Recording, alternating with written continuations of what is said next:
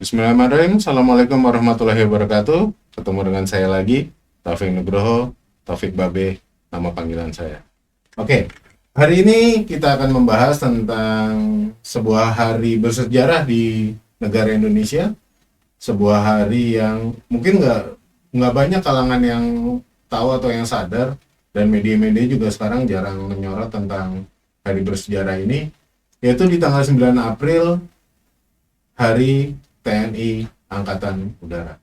Nah, sekarang pertanyaannya, kenapa sih sejarahnya tanggal 9 April itu menjadi dijadikan sebuah peringatan Hari TNI Angkatan Udara? Kisahnya berawal dari, kalau ditarik nih, dari 17 Agustus 1945 tentunya. Di tahun kemerdekaan Indonesia. Otomatis di terbentuknya sebuah negara ini harus ada komponen-komponen. Komponen-komponen yang penting dalam sebuah negara tentunya adalah tentara.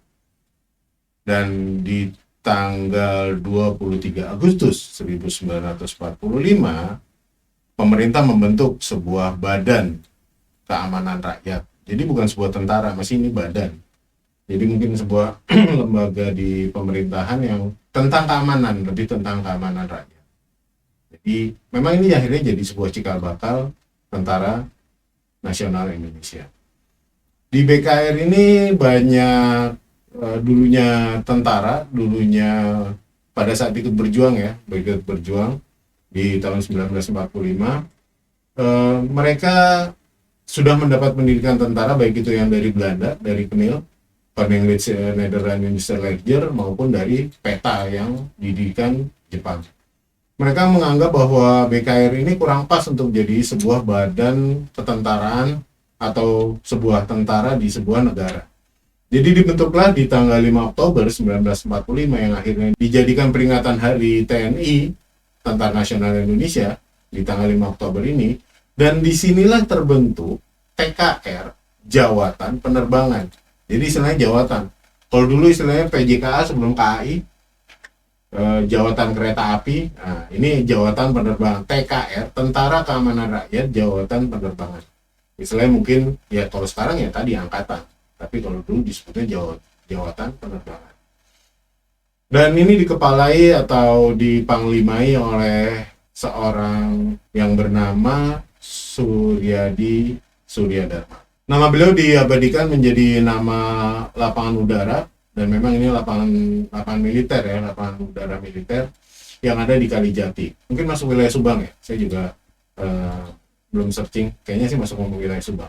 Di Kalijati inilah, kalau sejarahnya kita sedikit ke sejarah Kalijati, lapangan udara Kalijati atau sekarang namanya Suryadi Suryadharma ini dulunya tempat penyerahan kalah Belanda terhadap Jepang di tanggal 8 Maret 1942. Dan lapangan terbang ini akhirnya diambil alih oleh Indonesia dan dijadikan tempat pelatihan pelatihan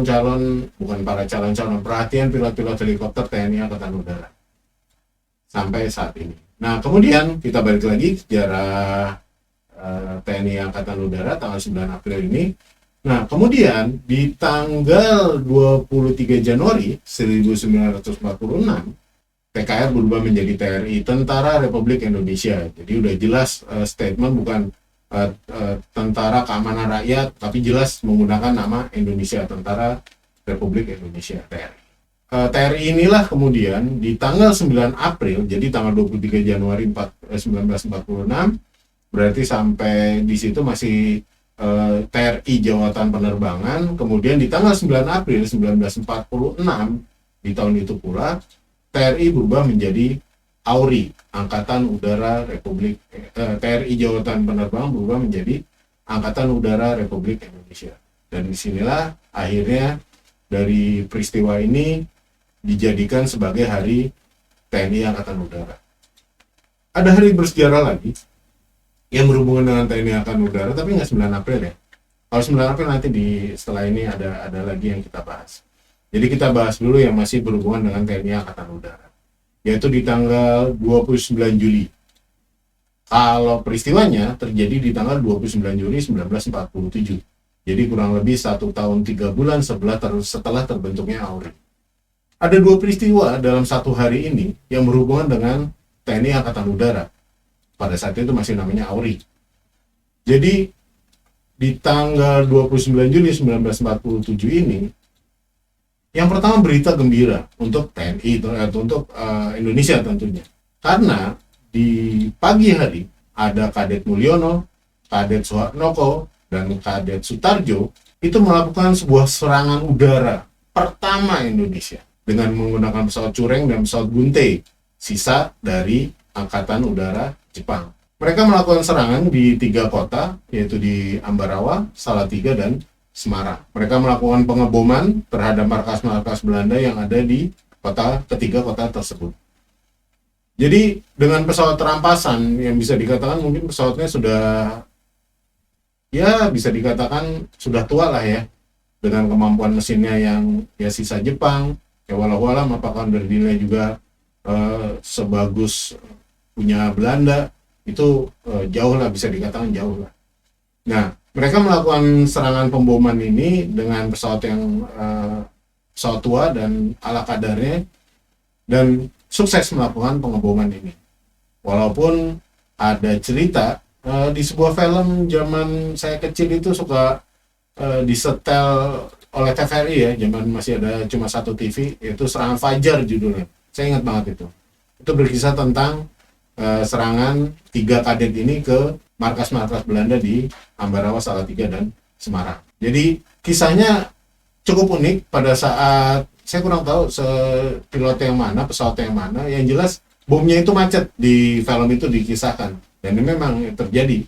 Bomnya macet dan akhirnya mau nggak mau mereka manual, jadi bomnya diambil kemudian dilempar. Itu seperti itu. Jadi sangat-sangat sederhana, tapi efeknya adalah kita membuktikan bahwa Indonesia mampu.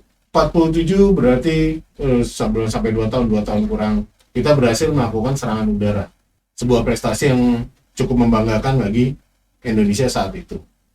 Namun, di sore harinya ada 3 pelopor TNI Angkatan Udara, pilot-pilot terbaik Indonesia saat itu, yang harus gugur. Karena mereka membawa pesawat Dakota, kodenya Dakota VTCLA, itu ditembak jatuh oleh pesawat Belanda P-51 Mustang, pesawatnya Amerika, tapi Belanda beli pesawatnya Amerika.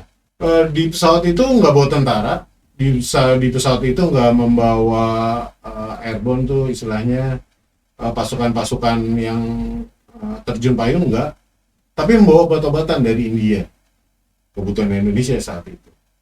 Mereka ditembaki dan akhirnya mereka jatuh di dekat lapangan udara Maguwo, Yogyakarta.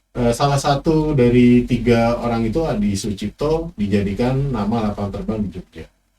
Jadi 3 pilot terbaik itu ada Adi Sucipto, Abdurrahman Saleh, dan Adi Sumarmo. Nama-nama beliau ini akhirnya diabadikan menjadi beberapa di lapangan udara yang ada di Indonesia.